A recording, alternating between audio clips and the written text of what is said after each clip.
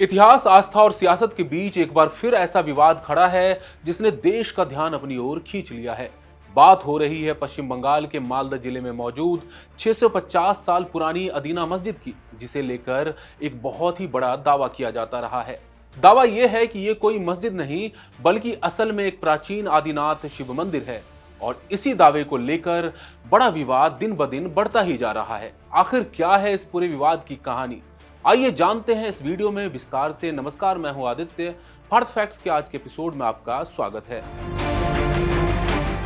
साथियों, सबसे पहले इसके इतिहास को समझते हैं। आर्कियोलॉजिकल डिपार्टमेंट यानी पुरातत्व विभाग के रिकॉर्ड के मुताबिक इस इमारत का निर्माण सिकंदर शाह ने 1373 ईस्वी यानी 14वीं शताब्दी में करवाया था और ये प्राचीन स्मारक और पुरातत्विक स्थल और अवशेष अधिनियम 1958 के तहत राष्ट्रीय महत्व का संरक्षित स्मारक है। लेकिन पिछले कुछ समय से इस आर्किटेक्चर को लेकर विवाद लगातार गहराता जा रहा है।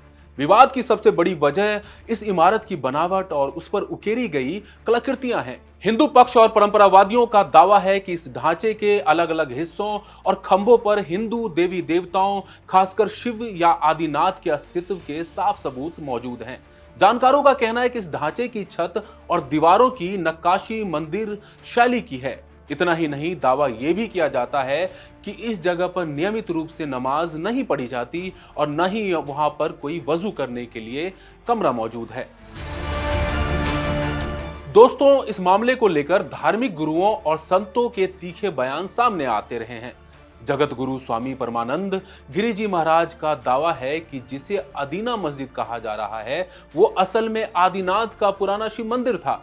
मस्जिद की छत में इसके सबूत मौजूद हैं। जहां शिवलिंग स्थापित किया जाना चाहिए था, दरअसल वो उस ढांचे के अंदर ही होना चाहिए था। हिंदू पक्ष की काजल गोस्वामी का कहना है कि इस स्ट्रक्चर के भीतर आदिनाथ या भगवान शिव की मूर्ति और हिंदू देवी देवताओं के अलग अलग आर्किटेक्चरल डिजाइन के पुख्ता सबूत मिले हैं, इसलिए साफ तौर पर पुराना आदिनाथ शिव मंदिर है। वहीं एक दूसरे धार्मिक गुरु हिरणमय गोस्वामी महाराज का दावा है कि जब वे 2024 में वहां गए थे तो उन्होंने देखा कि मंदिर के कई देवी देवता इस मस्जिद के अंदर मौजूद हैं। वो सवाल उठाते हैं कि इतनी विशाल और भव्य इमारत आखिर सिर्फ 2 साल में कैसे बन सकती है।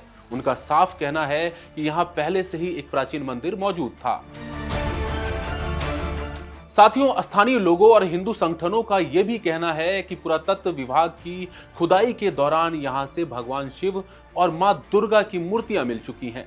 इसी आधार पर वे इस ऐतिहासिक स्ट्रक्चर को दोबारा मंदिर में बदलने और हिंदुओं को पूजा का अधिकार देने की मांग लगातार उठा रहे हैं।